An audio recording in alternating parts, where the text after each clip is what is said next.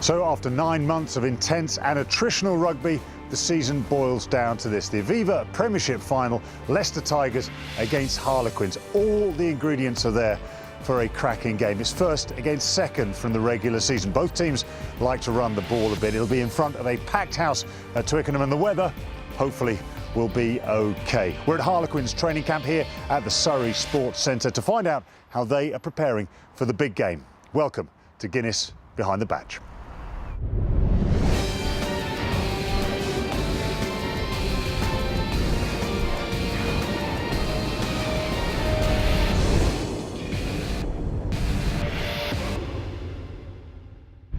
It's what every team sets out to achieve from the start of the season, to win the Aviva Premiership Trophy. For Harlequins, they are the new boys, and this is uncharted territory as they run out for their very first Premiership final. Harlequins have been at the top of the Premiership for most of the season. They provided the New England captain in the form of Chris Robshaw, who himself has had a season he will never forget. But the team need to work as a fearless unit. Conor O'Shea will need to draw on all his experience to drive his team home to glory as they face the formidable Leicester Tigers. Tigers, of course, have been here many times before, and their record speaks for itself. They've won the title more times than any other team, and after losing out last season to Saracens, they will be hungry to add another trophy to their well-decorated cabinet. The Tigers will surely be favourites to claim the title. However, Harlequins have proved that they have the ability to win big games. Only one team can reign as the Aviva Premiership champions, and in front of a capacity crowd at Twickenham, this final will certainly be one to remember. Now, in the week building up to an Aviva Premiership final, there's a lot to do. Players to organise, coaching staff to organise, baggage to organise. Sounds like you need a Rugby Operations Manager. Cue the Rugby Operations Manager. Busy man, I guess. Yeah, it's been an interesting couple of weeks since we beat Northampton. We went to Abu Dhabi last week, which was a little bit impromptu as well, so I got about 5 or 6 days to plan that for 46 of us. A lot of help out there, to be fair, so I'm not going to take all the credit, but yeah, it was interesting getting them all across there and back again, and obviously trying to keep it a little bit quiet as well from making sure that prying eyes didn't know about it. And what does your role entail? Is it, as the title suggests, you just look after everything? Yeah, I don't do any coaching, none of that at all, thankfully. Leave that to the guys that know best. But I think I'd probably best describe it. I mean, there's 2 guys who work with me. I'd be very remiss not to mention them because it isn't just me. There's Trish and Lou as well, who work really, really hard. But yeah, we essentially support what I would call the specialist staff. You know, we're in behind the scenes, literally making sure that they can do everything. The players can think about rugby. The strength and conditioning guys can think about making sure the guys are in the best shape. The coaches can just get on with coaching, and hopefully the rest of it is mopped up by us. And come match day, what are your responsibilities? Again, it's me. I mean, you know, there's always a last-minute ticket request, which we've kind of got rid of this week just because it's a sellout already. But it's mainly, again, you know, the players have little concerns. You know, they've forgotten something, which, you know, players do, unfortunately, or, you know, just making sure they've got the right kit in front of them to just put on when they get in the dressing room. All the music systems are there. Anything that they could possibly want is there. And then when it comes to the match, yeah, essentially my job's over. Other than, yeah, I do the substitutes on the touchline, and yeah, just listen to a set of instructions whilst the game's going on. So media day before a big final is always something the players have to endure, but they're a happy bunch, smiles on their faces. Whether they're genuine or not, we'll find out. Joe, when the cameras are pointed at you, do you like it or not? Are you one of the people who runs away when a camera is produced? It's something you get used to. When you first start, it's quite nerve-wracking, like obviously cameras, speaking in public and all that, but as you get better at it, you start to enjoy it a bit more.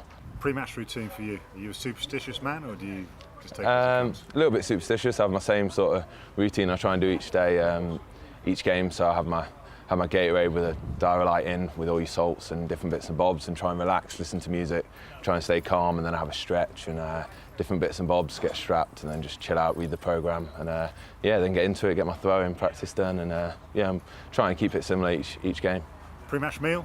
Is it the same one every time? It is basically. It's a standard chicken and pasta. Try and stick to it. I've done it since I was young, and it's just something I quite enjoy. I get into. It's not the tastiest meal, but it seems to work. So. And what music will be pumping through your ears? Generally a bit of R&B, something a bit lively with a beat. James Johnson's good for tunes. He always hooks up the big Bose speakers in the changing room, blowing them out. So generally listen, chill into that, and then just read the programme and relax a bit. Now, you'd expect the atmosphere around the Quins camp to be pretty hectic, but it's pretty relaxed. Ugo Monye, you look relaxed. Everyone seems very, very relaxed.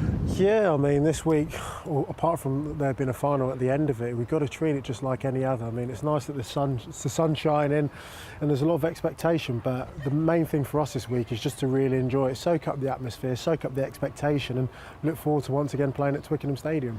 Can you view it as any other game? Because you said that, and then you talk about soaking up the atmosphere, soaking up the occasion. It can't be, can it? No, I guess it's not. It is a unique situation. I mean, we've never been there before, but then we've played in so many massive matches the last couple of years. You look at Toulouse away this year, the Amlin Cup final last year, beating Munster away. You know, we've been to these arenas, we've been on these occasions. So it's not a case of, you know, what's it going to be like. We've been there, we felt those emotions. It is a Premiership final, we're looking forward to it, but we're a team which is young, sometimes slightly naive, but I think that kind of plays into our hands, and we're going to enjoy it. We'll go about our business the same way we have all season, because ultimately that's what's got us to this position in the first place. So for you, a win is going to be the world, isn't it? Yeah, absolutely. This is the very reason why I signed another 3-year deal, because I wanted to have moments like this, and hopefully there'll be many more to come. I've been building my whole career for a moment like this. I've only won 2 Amlin Cups with Harlequins, and I don't think that's good enough. Not good enough for myself as an individual, for the club, for the fans and everyone involved in it.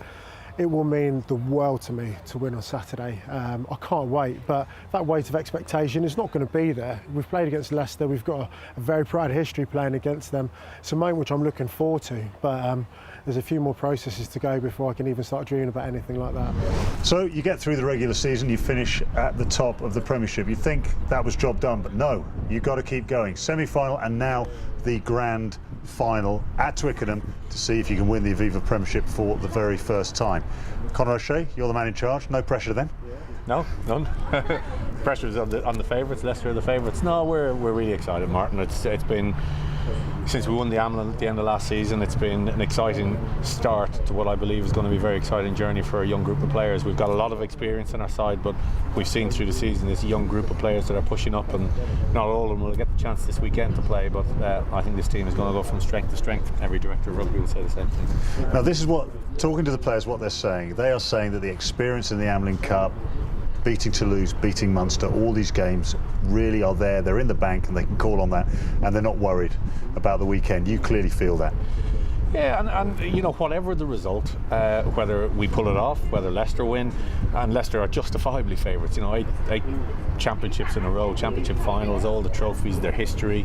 But we're as a club trying to create a new chapter in the history of this place, and we're 150 years old in 4 years' time, and I feel we've started to evolve as a team. And when people look back at this final, it'll be decided on small margins. We played a great game a few weeks back in the Stoop. We'll have momentum because we create chances. We have to take them. When Leicester have momentum, which they will because they're a great side, we have to stop them. And that might be really simplistic, but that's going to be the game. There's going to be pivotal moments in this game where we take a chance, we miss a chance, they take a chance, they miss a chance. And let's hope on the balance of it, the balance favours us. But we're going out and we're going to play our game and see where it takes us. If we don't front up physically against Leicester at set piece, at scrum, at maul, which is your game, well, I think it was, we'll be beaten. So that's first and foremost. Then fancy dance can come out and play, but I'm looking at a team who tribute to our conditioners and our medical staff, where, you know, other than long-term injuries, picking from a full deck of cards, Ugo Monye will be available for selection, which is a tribute to his professionalism, and we'll see if he gets picked. But we're ready to rock and ready to do ourselves justice. Whether that's good enough, we'll wait and see. I guess you'd be a very proud man if it all goes well. I'd be proud for the players, I'd be proud for the staff, I'd be proud for the supporters, and maybe take one sip of champagne after it if we do it. But it's a long way, and if we win, brilliant. We'll have to come back next year and prove it wasn't a fluke, because that's what great teams do. If we lose, we'll be written off. We'll have to come back better, and we will, and be competing again. Well, there we have it. We've spoken to the management, we've spoken to the players. The press conference is all done and dusted. It is now in the hands of the players come game time. Good luck to both teams. It'll be an exciting final, and we can add to that excitement by giving you the opportunity to win a signed Aviva Premiership jersey from the team of your choice. All you have to do is follow the Guinness Twitter account, and then on the Saturday between 12 and 5, follow that Guinness Twitter page. Terms and conditions and instructions are on there, and you could win one of these jerseys. Good luck to you. So the season draws to a close. Thank you so much from all of us here at Guinness for following us throughout the season. We'll see you soon. Bye-bye.